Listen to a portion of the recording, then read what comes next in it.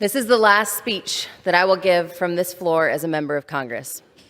I wasn't ready for my time here to come to an end so soon. It's a reality I'm still grappling with, and I will be for a long time to come.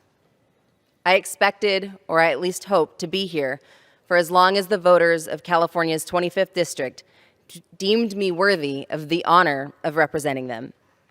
I thought I could make a difference here in making our community, our great country, and the world a better place for generations to come.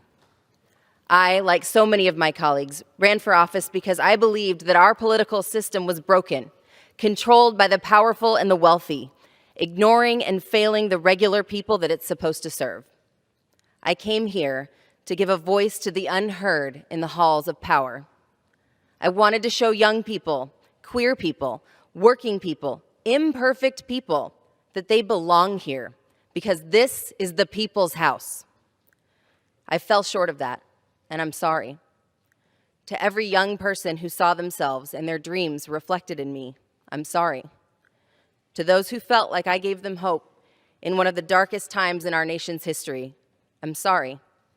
To my family, my friends, my staff, my colleagues, my mentors, to everyone who has supported and believed in me, I'm sorry. To the thousands of people who spent hours knocking doors in the hot summer sun, who made countless phone calls, who sacrificed more than I could ever know to give everything they could in every possible way so that I could be here, I am so, so sorry. And to every little girl who looked up to me, I hope that one day you can forgive me.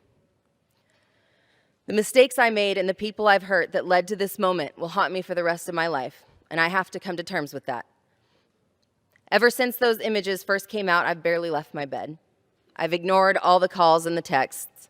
I went to the darkest places that a mind can go, and I've shed more tears than I thought were possible. I've hidden from the world because I'm terrified of facing the people that I let down. But I made it through because the people who loved me most dragged me back into the light and reminded me that I was stronger than that. To those of you who were by my side in my worst moments, you know who you are. I love you, I'm so grateful, and I will never forget. And I'm here today because so many of the people I let down, people close to me, supporters, colleagues, people I've never even met, told me to stand back up, and that despite all of my faults, they still believed in me, and they were still counting on me.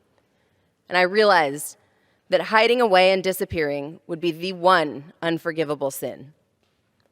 I will never shirk my responsibility for this sudden ending to my time here, but I have to say more because this is bigger than me. I am leaving now because of a double standard. I am leaving because I no longer want to be used as a bargaining chip. I'm leaving because I didn't want to be peddled by papers and blogs and websites used by shameless operatives for the dirtiest gutter politics that I've ever seen, and the right-wing media to drive clicks and expand their audience by distributing intimate photos of me taken without my knowledge, let alone my consent, for the sexual entertainment of millions.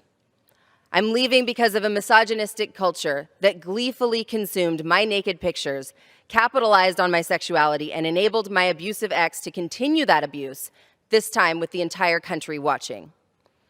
I am leaving because of the thousands of vile, threatening emails, calls, and texts that made me fear for my life and the lives of the people that I care about. Today is the first time I've left my apartment since the photos, taken without my consent, were released, and I'm scared. I'm leaving because for the sake of my community, my staff, my family, and myself, I can't allow this to continue. Because I've been told that people were angry when I stood strong after the first article was posted, and that they had hundreds more photos and text messages that they would release bit by bit until they broke me down to nothing, while they used my faults and my past to distract from the things that matter most. I'm leaving because there is only one investigation that deserves the attention of this country, and that's the one that we voted on today. Today, I ask you all to stand with me and commit to creating a future where this no longer happens to women and girls. Yes, I'm stepping down, but I refuse to let this experience scare off other women who dare to take risks, who dare to step into this light, who dare to be powerful.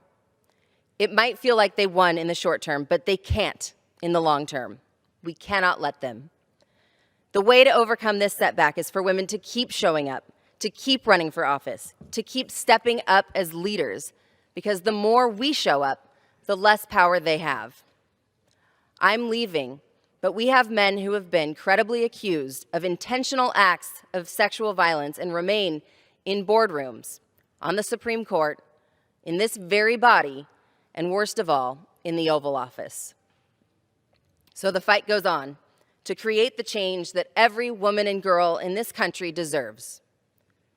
Here in the halls of Congress, the fight will go on without me.